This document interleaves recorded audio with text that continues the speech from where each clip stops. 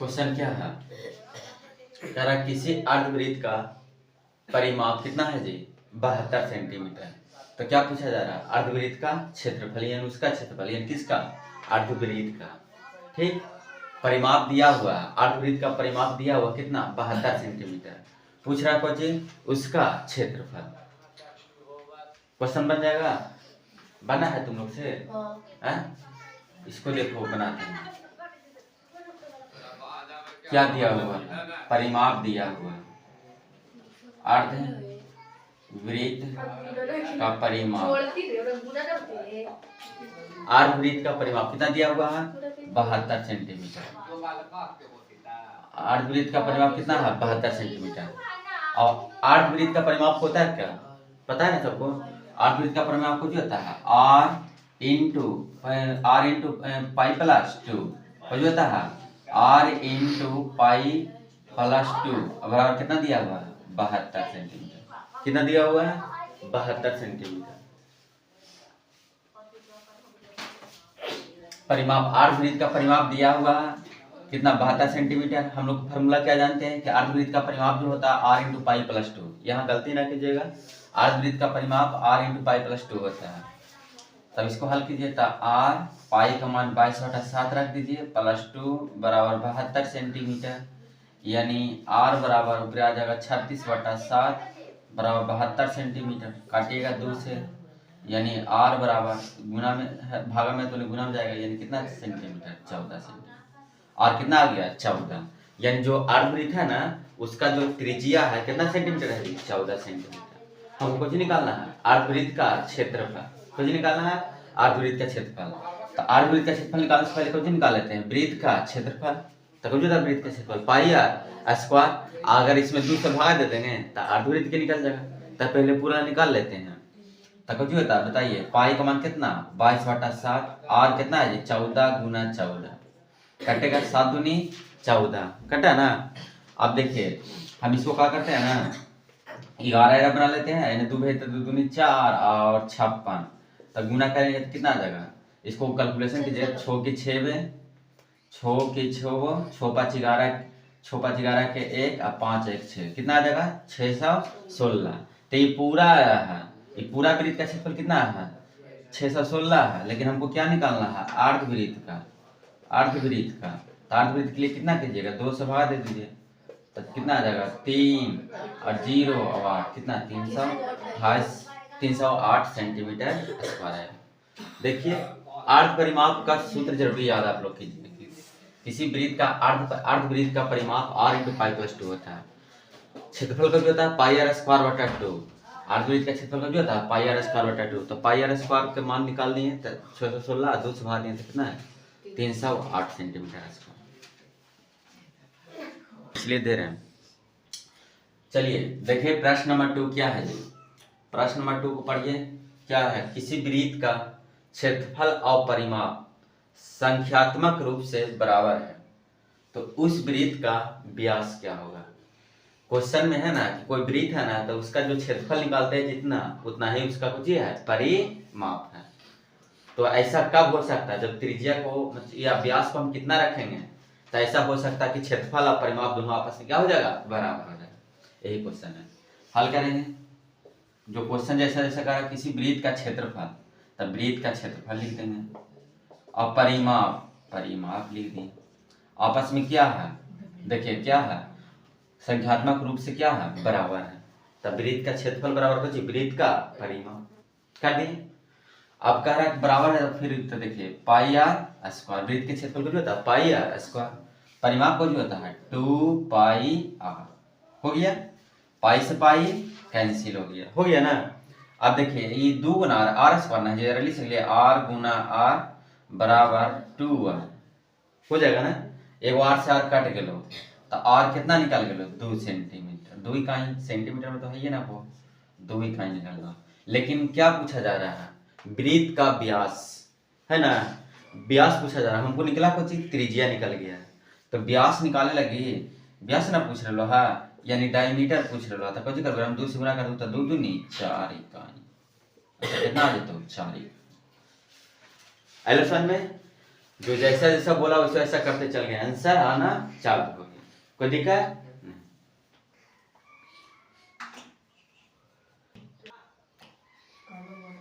देखिए प्रश्न नंबर 3 क्या है जी। प्रश्न नंबर 3 को हल करना है। द्विघात समीकरण दिया हुआ कितना, √5x² माइनस 10x माइनस 5 बराबर 0 है, के इतना दिया हुआ है, के मूलों का योगफल एवं मूलों का गुणनफल निकालना। क्या निकालना है? एक द्विघात समीकरण है जिसमें हमको समीकरण दिया हुआ है, ऐसे हमको ज्ञात करना कि इसका मूल जो निकालेंगे उसको जोड़ने पर कितना आएगा और उसको गुना करेंगे तो आंसर कितना आएगा, यानी दोनों से निकालना है। ठीक है, देखिए हल करेंगे। √5x² माइनस 10x माइनस √5 बराबर 0 हो गया। तब पहले क्या करना है, a बराबर लिख लीजिए √5, b बराबर लिख लीजिए -10 और c बराबर कितना हो जाएगा √5 माइनस √5 हो जाएगा। ठीक समझ में आया? हमको क्या पूछा था, मूलों का योगफल यानी अल्फा प्लस बीटा। मूलों का योगफल को मान लेते कि इसका मूल एगो अल्फा निकला एगो बीटा, तो इसके लिए एक फार्मूला होता है डायरेक्ट, ऐसे मूल निकाल के जोड़ेंगे तो टाइम लगेगा। इसके लिए एक फार्मूला डायरेक्ट होता है कि अल्फा प्लस बीटा बराबर एक फार्मूला होता है -b और बट्टा a। अब बतलाओ माइनस हो माइनस है तो माइनस में b का मान क्या है -10, आई माइनस फार्मूला में तो माइनस माइनस को जाए तो प्लस और a का मान क्या है √5, ये अगले मूलों का योगफल। ये और ऐसे कर सकते हैं, हर पर में कर्म करता है, इतना आंसर ना रहा तो √5 से ऊपरे गुना √5 से नीचे, 13 गुना करूँ तो 10 √5 है तो और नीचे करूँ तो 5 रे देखो √5 गुना √5 तो 5 है, 5 आ जाएगा, 5 दूनी 10 आ जाएगा, यानी 2√5 आ जाएगा। तो मूलों के योगफल कितना है तो 2√5 आएगा। रियली में ये लोग लेते ना, लेकिन ऐसा ऑप्शन में रहबे नहीं करेगा तो क्या करें, √5 से ऊपरे नीचे √5 से नीचे ऊपरे गुना और √5 से नीचे गुना किए तो 10 गुना √5 हो गया और √5 गुना √5 करूँ तो 25 है, तो 25 का मान क्या है आपको 5, यानी 5 दूनी 10, 2√5 है। अब क्या निकालना, मूलों का गुणनफल। एक सूत्र याद कर ला, मूलों के गुणनफल का सूत्र होता है c/a। c कितना है आपको -√5 है को, a कितना है जी, a देखा √5 है को, खाली कट लो तो -1 है, कितना है तो -1, यानी मूलों का योगफल निकाल तो 2√5 और मूलों का गुणनफल निकाल तो -1, यही हो गया इसका आंसर। ये जरूरी याद कर लिया।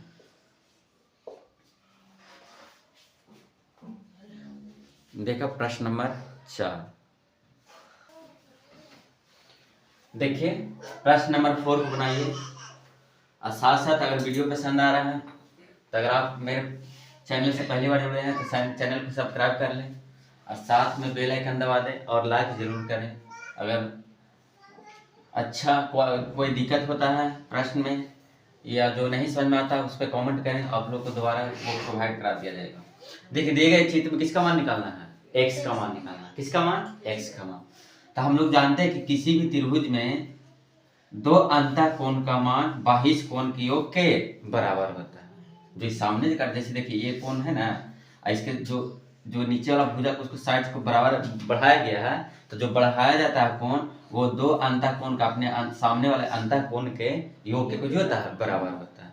यानी ई वाला कोण और ये वाला कोण के योग के कितना आना चाहिए, बाहरी कोण के बराबर आना चाहिए। तो देखिए हमको बाहरी कोण कितना दिया गया 100 और एक अंतःकोण दिया हुआ है 60, यानी ई दोनों को जोड़ना पर हमको 100 आना चाहिए, काहे बाहरी से कोण दिया हुआ है 100।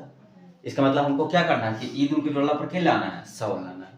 तो 100 वाला कुछ करो, जब 60 पहले से है तो यहाँ के तो 40 है, तो 40 है तो, लेकिन हमें किसका मान निकालना है, किसका मान निकालना है, x का मान निकाले के है ना। तो बतलावा कि एक सरल रेखा कोई कहे तो केरा पर के डिग्री कोण बना है तो 180 डिग्री है। बतलाव इधर से वो चिन्ह खींचल गए और जरा मैं बता देंगे कि 40 डिग्री है और सब मिला के डिग्री बना है 180 डिग्री। देखा जैसे हुआ को ऐसी चित्र बन लिया, देखा ये चित्र बना लिया। तो ई बन गया 40। हम लोग को पता है कि एक सरल रेखा पर एक स्ट्रेट लाइन पे के डिग्री कोण 180 डिग्री, तो ये 40 बन गया तो कितना बचतो 140, तना जोड़ू तो 180 है, यानी x का जो मान है तो यही x का मान हम पूछ रहे हैं।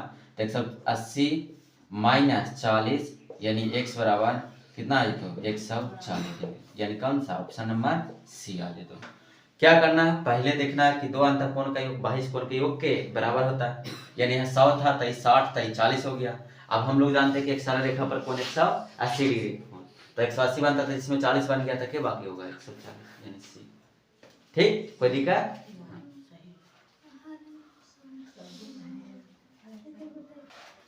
देखिए प्रश्न नंबर 5 क्या है, बहुत इंपॉर्टेंट है पूरा इसका। देखिए प्रश्न है एक, लेकिन आप लोग को बहुत सारा इसमें सिखा दिया जाएगा। प्रश्न क्या पूछा रहा, समीकरण इतना दिया हुआ है तथा समीकरण इतना दिया हुआ है, रैखिक समीकरण है, का हल संगत है या असंगत, दो चर वाला रैखिक समीकरण है। तो इसके बारे में पूछा जा रहा है, जिसका हम हल करेंगे तो संगत आएगा या असंगत। तो जिसका हल निकलता है उसको संगत बोलते हैं, और जिसका हल बिल्कुल नहीं होता है उसको क्या बोला जाता है, असंगत। तो इसके पहले हम जानना पड़ेगा कि किसका हल होता है और किसका हल नहीं होता है। तो इसमें जैसे हम पहला नियम लिख रहे हैं, अगर a1 बराबर a1 बटा a2 बराबर b1 बटा b2 अगर बराबर ना हो, समझ में आ रहा है, अगर a1 बटा a2 बराबर b1 बटा b2 बराबर ना हो तो इसका होता है सिर्फ के हल, एक हल। इसका क्या हल होगा, एक हल होगा। और जिसका हल होता है ना, एक हल होगा ना, इसका हल क्या होगा, एक हल होगा। और इसका रेखा खींचेंगे ना, अगर कोई कहेगा इसका रेखा कैसे खिंचाएगा, इस समीकरण ऐसे दे देगा और बोलेगा कि इसका रेखा क्या होगा, तो इसको बोलेंगे प्रतिच्छेदी। क्या बोलेंगे, प्रतिच्छेदी रेखा। प्रतिच्छेदी रेखा लिख कुछ होगा, प्रतिच्छेदी यानी एक दूसरे को काटेगा। ठीक, अगर इसका देखिए ऐसे दे दिया, अगर समीकरण है जांच किए, आगे a1 बटा a2 बराबर b1 बटा b2 नहीं आया, इसका मतलब इसका एक हल होगा। और जिसका हल होता है उसको संगत भी बोला जाता है। कुछ बोला जाता है, संगत बोला जाता है। कुछ इसको और बोला जाता है, इसको और बोला जाता है अविरोधीय। कुछ बोला जाता है अविरोधीय। ठीक, पहला समझ में आया कि अगर a1 बटा a2 बराबर b1 बटा b2 नहीं आया है तो इसका एक हल होगा। और कुछ होगा प्रतिच्छेदी, इसका रेखा कैसा होगा, प्रतिच्छेदी, एक दूसरे को काटेगा, एक बिंदु पर ऐसे करके काटेगा, कन्फर्म है। और इसी को बोला जाता है, जिसका हल होता है ना उसको कुछ बोलते हैं संगत बोला जाता है। दूसरा समझना, a1 बटा a2 बराबर b1 बटा b2 नॉट c1 बटा c2 हो तो इसका कोई हल नहीं होता। कुछ होता है, इसका कोई हल नहीं होता है। और इसका जो रेखा होगा ना, जो रेखा इसका खींचेंगे वो आपस में पैरेलल होगा, यानी समांतर होगा, यानी पैरेलल ऐसे होगा, समांतर होगा। जिसका हल नहीं होता इसको बोलते हैं असंगत। जिसका कोई हल नहीं होता है उसको क्या बोला जाता है, असंगत बोला जाता है। तीसरा समझ लीजिए, a1 बटा a2 बराबर b1 बटा b2 बराबर c1 बटा c2, यानी तीनों इक्वल आ जाए तो इसका होता है अनंत हल। क्या होता है, अनंत हल होता है। इसका रेखा होगा समपाती। समपाती, इसका रेखा कैसा होगा जी, समपाती। समपाती मतलब एक रेखा एक ही रेखा पर ओवरलैप कर जाएगा। इसी को जिसका हल होता है उसको संगत बोला जाता है। बस इतना ही सीखना, इतना जान गए आपको इस टाइप का प्रश्न जब भी आएगा आप लोग को गलती नहीं होगा। पहला क्या है कि a1 बटा a2 अगर बराबर b1 बटा b2 नहीं हुआ है, इसका मतलब ये बता रहा है आपस में दोनों बराबर नहीं हुआ, इसका मतलब है कि इसका एक हल होगा। और उसको जो रेखा खिंचाएगा ना आपस में क्या हुआ, एक बिंदु पर काटेगा, प्रतिच्छेदी करेगा। और उसी को जिसका एक हल होता है या अनंत हल होता है उसको आपस में क्या होता है, संगत होता है। क्या होता है, संगत। और a1 बटा a2 दूसरा ध्यान रखिए, a1 बटा a2 बराबर b1 बटा b2, ये दोनों बराबर हो लेकिन c1 बटा c2 बराबर नहीं हो, इसका कोई हल नहीं होगा। और इसका जो रेखा होगा ना कुछ होगा, समांतर होगा। कुछ होगा, समांतर। ये क्या कहलाएगा, असंगत। क्या कहलाएगा, असंगत। a1 बटा a2 बराबर b1 बटा b2 c1 बटा c2 हो तो इसका अनंत हल होगा। और इसका जो रेखा खिंचाएगा ना संपाती, इसी को जिसका हल होता है यानी एक हल हो चाहे अनंत हल हो, हमेशा क्या कहलाता है, संपाती कहलाता है। अब देखिए इसको बनाइए, आपको कौन सा मैच करता है, ये तीनों में जो मैच करेगा उसके हिसाब से आपको पूछा जा रहा है संगत है संगत ना, तो आप बता सकते हैं। और इससे आसान कौन सा हुआ, तुम लोग बताया, पहला आ गया संगत आता है। हाँ देखते हैं जांच करके।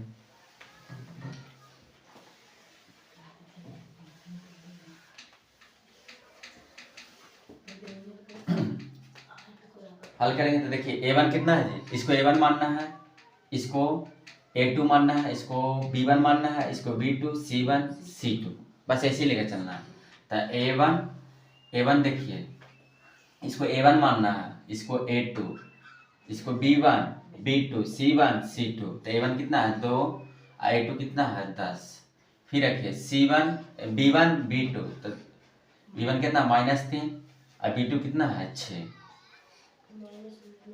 फिर C1 11 है और C2 कितना है 22 है, -22 है। अब बीच में पहले चिन्ह लगा लीजिए बराबर का। अभी हमको पता नहीं है कि कहाँ है नहीं है, अभी हम बराबर लगा रहे हैं।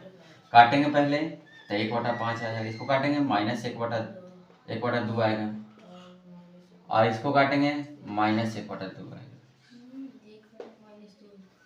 कितना आएगा -1/2 आएगा। ठीक, अब देखना हमको कि ऐसा कौन सा है। तो देखिए पहला ही बराबर नहीं हो रहा है ना, देखिए ना 1/5 है, -1/2 बराबर होगा कभी नहीं होगा। तो नहीं होगा इसका मतलब कुछ होगा, इसका एक हल होगा। क्या होगा? एक हल। और जिसका हल होता है वो क्या कहलाता? संगत। यानी जो इसका आंसर हम लिख सकते हैं ये क्या कहलाएगा? संगत कहलाएगा। क्या कहलाएगा? संगत होगा। आंसर कुछ हो जाएगा संगत। आगे समझ में ऐसे इसका रेखा खींचेंगे तो कैसा होगा? प्रतिच्छेदी होगा। देखिए प्रश्न नंबर 6 क्या है? समीकरण 3√3x² + 10x + √3 बराबर 0 का विवेचक क्या हुआ? हमको क्या निकालना है? विवेचक निकालना है, यानी डी निकालना है। ठीक, तो हल करेंगे। हल करने से पहले क्या a बराबर लिख लीजिए, b बराबर लिख लीजिए और c बराबर लिख लेना है।